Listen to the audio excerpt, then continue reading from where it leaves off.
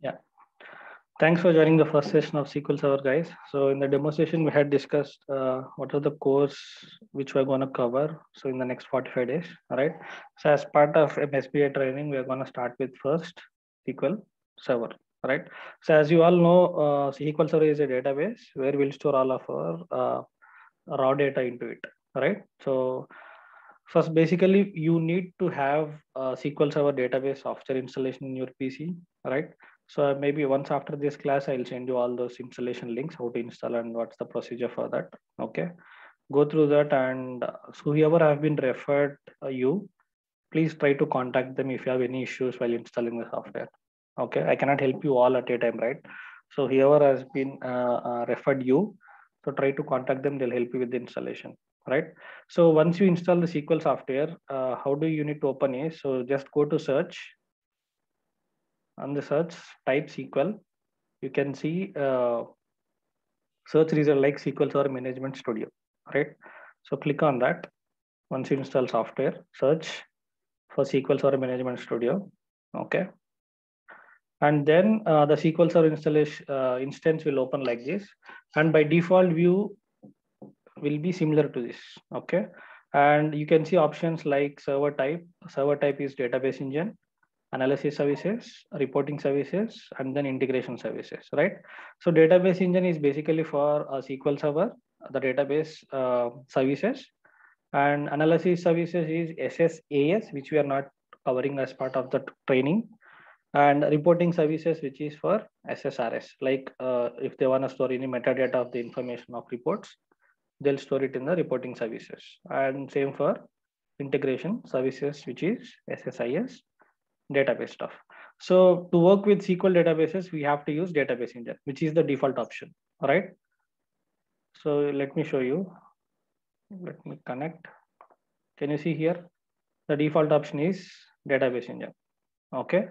And then once you choose database, and it will ask for the server name. See, mine is Lenovo-PC, and I was connecting from long time, right? So if in case by any chance, if this is blank for you, you can see here username Lenovo-PC/user. So you need to enter before the slash part under server name, right? So I'll enter Lenovo-PC. That will be your server name. See, once you install SQL Server, by default, server name will not pick it over here. It may be blank, right? So what you need to enter here is, so whatever is showing under username, until slash, you have to enter it here, right? So mine is Lenovo-PC, then slash user, right? So remove whatever it is after slash, including slash. So type it till before slash, okay? And then click on connect. So this is how you need to connect to the SQL Server database once after you install the software, right? So once you connect it, this is the default view. And as part of a developer course, you need to concentrate on databases and then SQL Server agent. Okay. So the databases which we are going to cover now, and SQL Server agent, I'll cover once after completion of SSIS. So the SQL Server is used to schedule a jobs, in the sense, even if you are not available during that time, if you want to run any code, you can schedule it like alarm, right? So at that time, it will trigger the jobs. I'll explain you in clear when I talk about this topic after during SSIS. Okay. And then let me expand databases here. So if you expand databases, you can see a lot of databases. So which is already I have created, right? So to create new databases for us, the database is nothing but collection of tables where we can store the data, all right? So each database will have a set of tables, all right? See here, you can see the tables and which we need to create. So all these are user-defined databases, and there are few system-defined databases. If you expand it, you can see master, model, MSDB, and then TempDB. Okay, these are the system default databases. Maybe I'll talk about this in further classes. If I tell today, it won't get you. So now the basic thing is how to create a database, right? So once you install it, you won't get all these databases. Since I have created in my system, you are seeing these databases. By default, you can see only database snapshot, system databases, and then maybe at bottom a few other stuff. That's it, all right? You cannot see all these databases since it is be created by me. So to create a new database, you just need to click on new query here. There is option new query, right? Or else maybe control N from your keyboard. Either new query or control N from your keyboard. So by default, it will point to master for you. Since I clicked on March and then clicked on control N, it pointed automatically March. So by default, a March database will be pointed here, master. Sorry, it will be master. And if you want to create your new database, the command is create database and then database name. Let's say I'll give October 2021. Okay.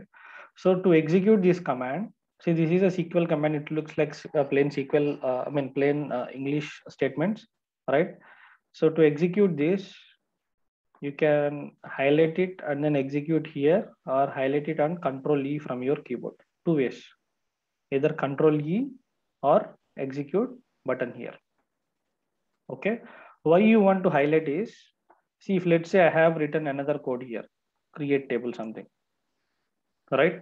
So if I won't highlight this one, if I execute, this command also will try to execute from this query window.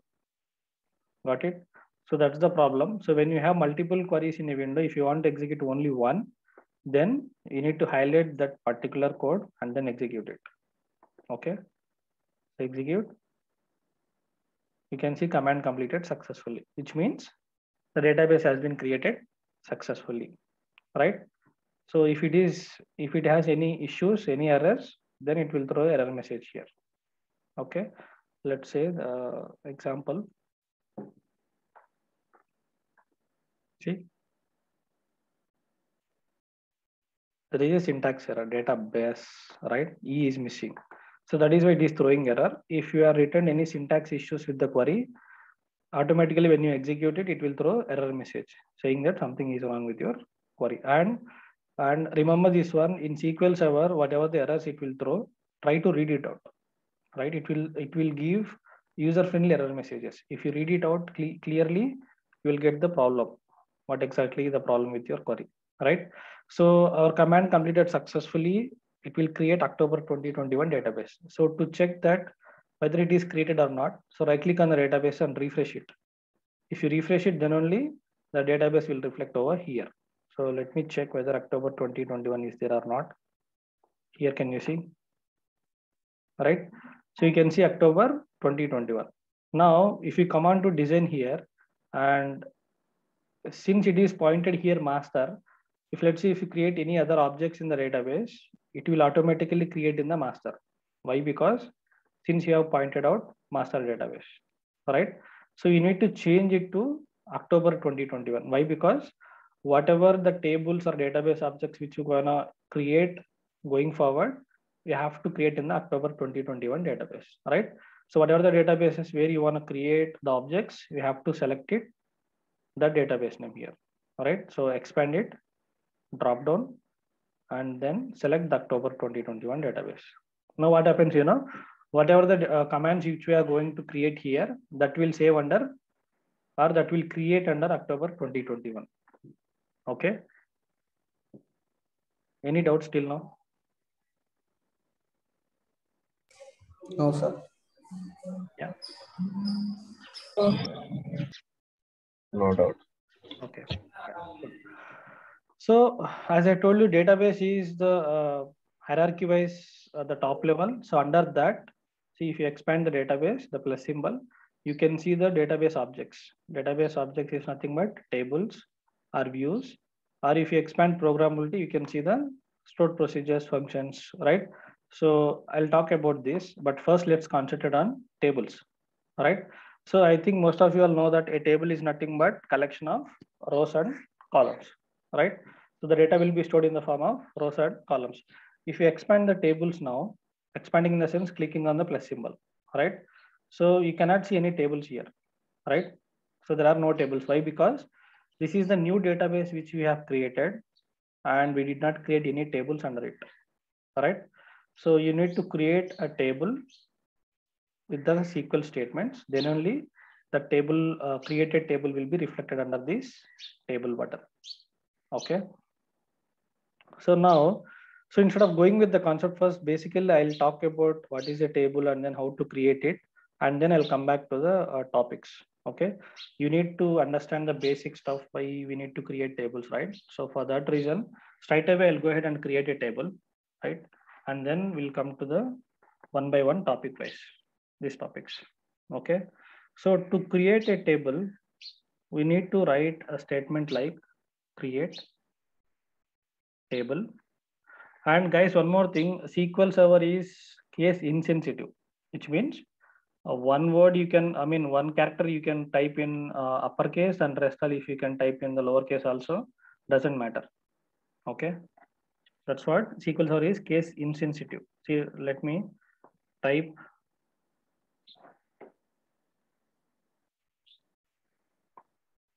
this also in caps letters, right? It won't matter, right? So SQL queries are case insensitive. So create table, table name, let me create a table called employee. Okay, and this is my table name. And a table contains columns, right? Even in the Excel file, if you open, if you create any table formatted, you will give the headers, right? The same way, a table also will contain a header part like column names, right? So the column names we have to give it within the open brace and then close brace. Okay, and the column names are employee ID, right? And what value it will store, that we have to give it in the form of data types, right? So employee ID, let's say if it is only numbers, then give int. Int is nothing but integer, it's a data type. So this is how the syntax you need to follow while creating a table. Create table, table name, and within the close brackets and open, you need to give your column name followed by data type. And then second column name, if you want to give, you have to separate with comma, and then give your second column name, which is employee name. And name is combination of name is characters, right? So can we give integer for employee name? No, right? Why? Because integer will store only numbers. I think basic, this is basic, right? You might have understood. So int is, it will store only integer values, which is 0 to 9. And employee name, it's a matter of characters, right? So the data type is worker, and we have to give the length, how many characters the name would be, right? I'll give 20 characters max, which means up to 20 characters we can use for this name field, right? And then maybe employee age. And since it is numbers, we can use integer, right? So I'll talk about this, guys, the data types, don't worry about it. So try to follow this table creation code, and then we'll come to the each topic by topic, right? So this is how the syntax you need to write it to create a table. Create table, table name, and within the open and close brackets, you need to provide the column names which you're gonna store in the table. So these are my column names, employee ID, and this data type will decide what kind of value the column will holds, right? Or stores. So employee name is purely a characters, right? So it will store only a character values, and age is a number. That's why I have given integer data type, right? So to execute this, we need to highlight it and execute. Let's say by mistake, if you have executed straight away without selecting it, what happens, you know, since we have this query also here, it will try to execute it. Let's see what happens. Can you see here what it is throwing? It is throwing error message saying that database October 2021 already exists, right? So which means we have already created, right? It is trying to create again database with the same name. So it will not allow to create the same database again, which is already exist, right? So that is the reason why when you have multiple queries in a window, whatever the code which you are trying to execute, that highlight it and then execute, so that only this query will get executed. Got my point why I'm highlighting it and executing? So either you can click on execute or click F5 or Control E, anyway, right? So why it is saying already exist?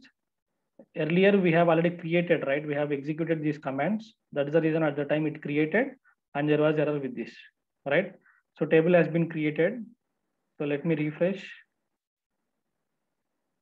Can you see table now here with the name employee? So if you want to view the columns, you can just expand it. If you expand it, you can see the column list. And then keys, constraints, triggers, indexes, I'll tell you, right? We'll talk about this in further classes. Expand the columns, you can see the column names which we have provided at the time of creating a table, right? So if you want to view data of the table, right, you just need to right click and right click on the table, just click on select top 1000 rows. It will retrieve top 1000 rows from the table, right? But since we just created a table and we did not insert any data into the table, there is no values in it. It is an empty table, right?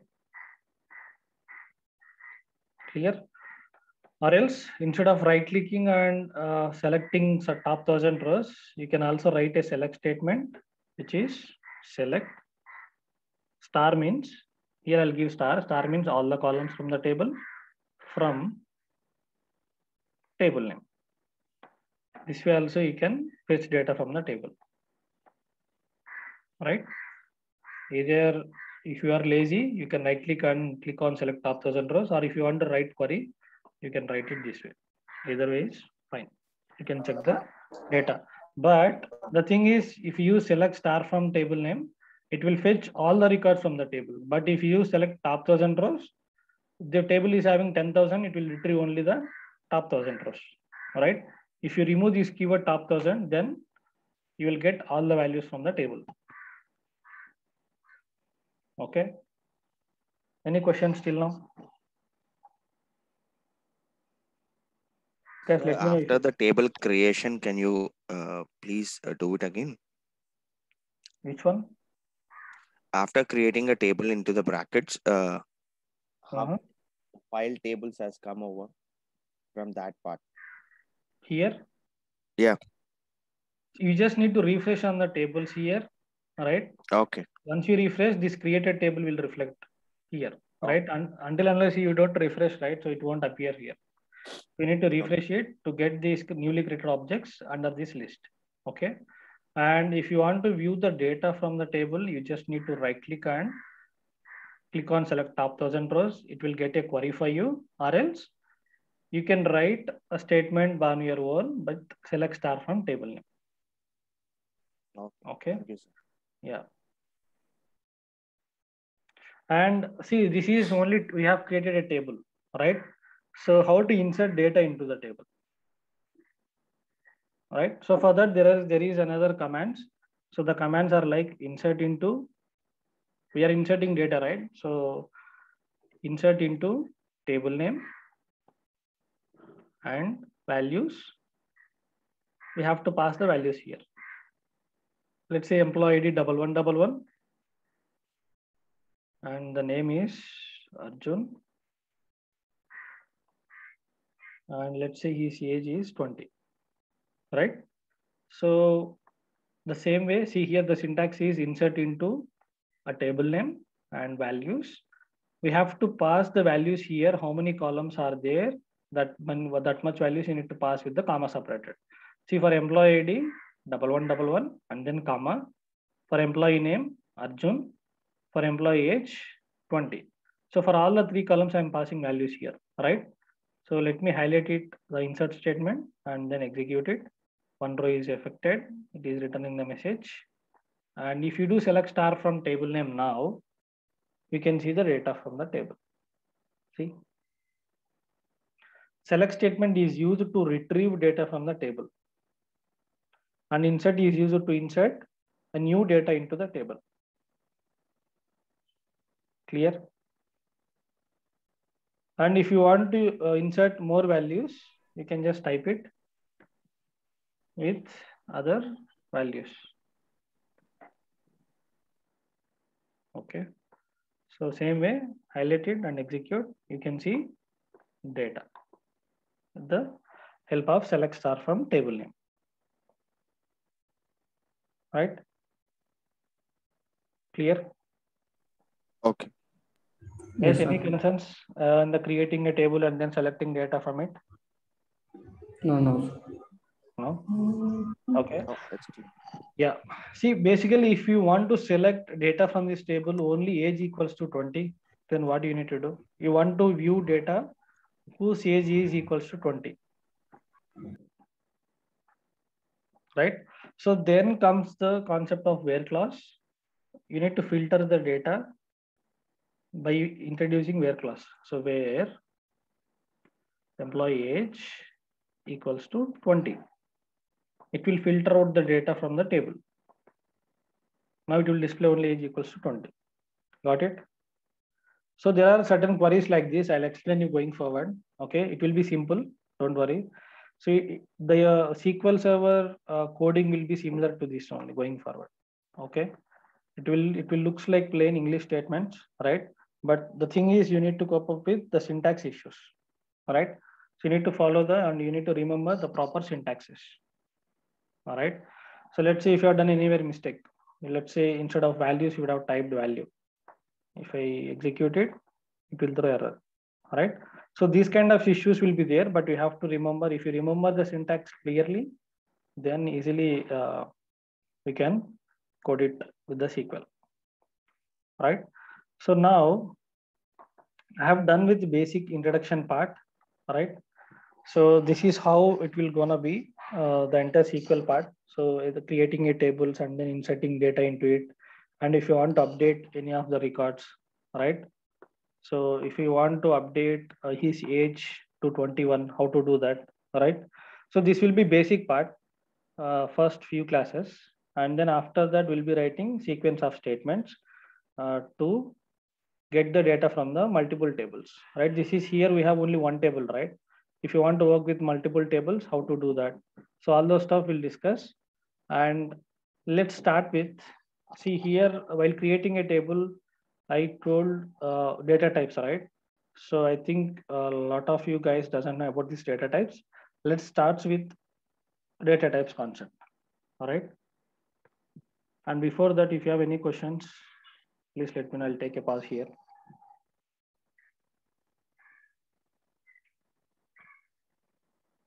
Okay, I'll take silence as no doubts. Yeah, see, basically to create any table, we'll give the column names followed by the data types, right? So based on the data type, we'll decide what type of value the column holds, right? So here, since I had given integer, it is storing only numbers, all right? So let's say if I give here characters, let's say ABC, do you think it will insert?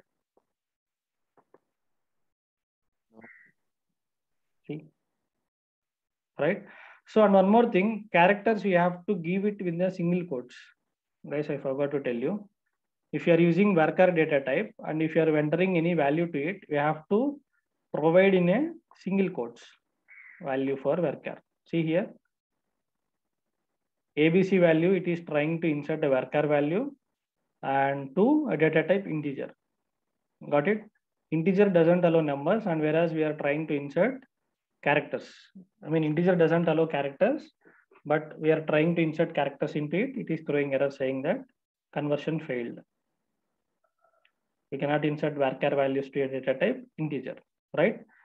And yeah, okay. So that's how error messages you'll receive when you don't follow the data type values thoroughly, all right? So we have few data types, integer. I think maybe explanation, we have 8 minutes left. Maybe tomorrow I'll explain, but I'll list out the data types here. And then car, varchar, nvarchar. These are the data types we have. And date, then time, date time, okay, and then decimal, float,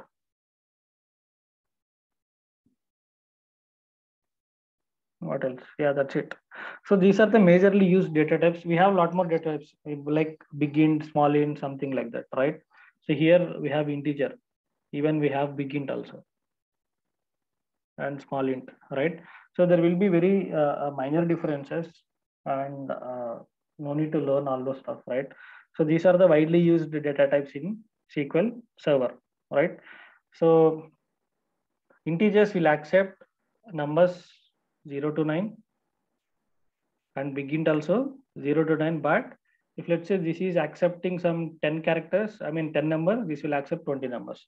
So that's what the difference is. Big int, it will accept huge volume of records, huge volume of data, whereas integer will return less volume of, it will store only less volume of data. So char and varchar, char will store both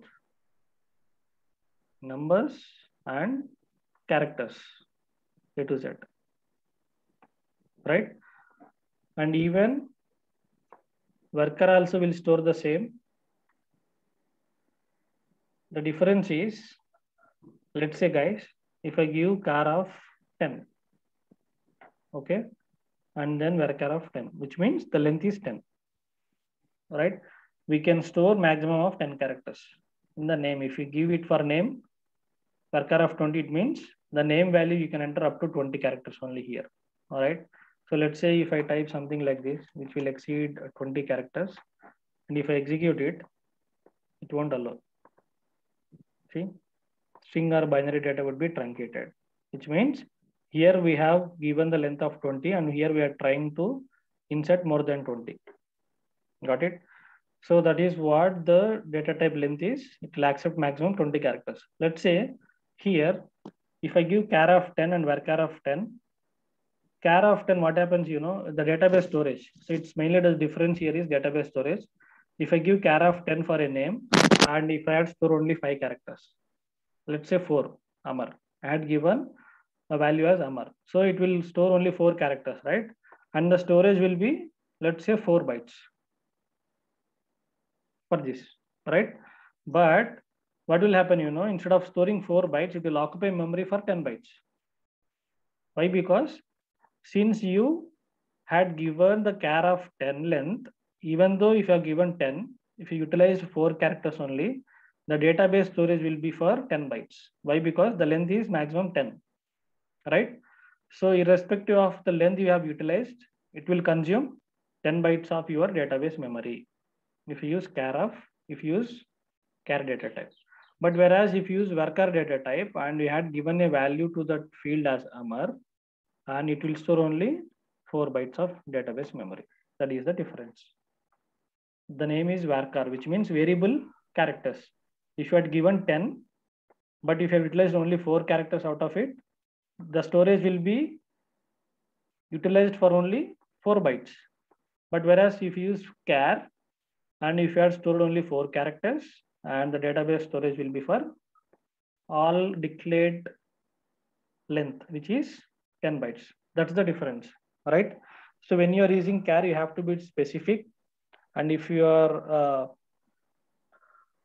very limited to the characters, then only you have to go for it. So maybe examples, we can go for char of 1, which means when you want to insert values like yes or no, 0 or 1, something kind of stuff, Boolean types, right?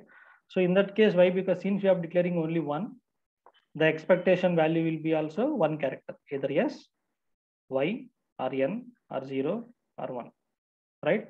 So during these kind of values, you can go for char.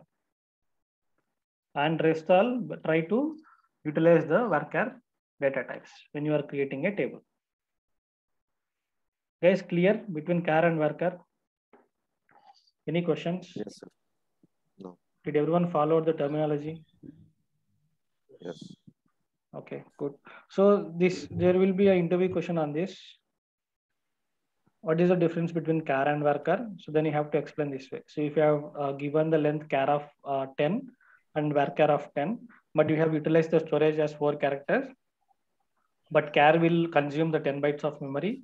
Whereas varchar, how many values we entered into the value, only that much space will be utilized. If it is 4 characters, only 4 characters memory will be occupied. Right? Yes, sir. Yes. So I think we have only 3 minutes. I will discuss these data types in tomorrow's class along with some other topics. And guys, do you have any doubts till now? No. No? Nothing, sir. sir. Okay. See, since I have typed all these queries, right, it won't store automatically. It's like a text file, right? You need to store it. You need to save this file if you want to save your queries, right? It won't. The queries will not store under database. For your information, I'm telling guys. Even in the previous batch, some guys has asked me this question. Whatever the queries which you are writing here, it won't store anywhere until unless you save it, right? And these queries will not save under database. Only the table creation script and the values which you insert into the table only will store under databases. The queries will not. Queries will store, but the file will not be saved. If you want to save these queries, here you can right click it and save query, and wherever you want to store it, you can just go to that folder and save it. October 2021, and you can give SQL class queries, whatever it is. Right? So if you save it, then whatever you are writing here, and if you do Control S, all those queries will save under that folder with that file. Clear? Yeah. And once after this class, I'll send you all this class recorded video to you and go through that. And also I'll send you an email how to install the softwares. And guys, read out the email clearly, then only install the softwares. And in between, if you're facing any issues in installation, first thing is, first you need to contact who has been referred you and get it resolved. If it is not working, then only call me, right? And so that regarding the notes, you said you had shared some notes. Notes in the sense the SQL material, right? I'll send you. Material. I'll send you that as well, along with the course content. Okay. Yeah, I think it's time up, guys. Yeah. Okay.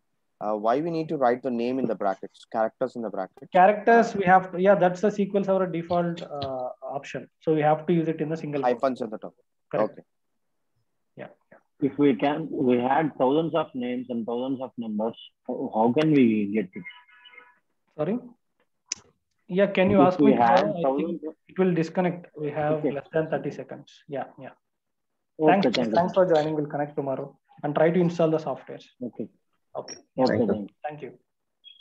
Thank you.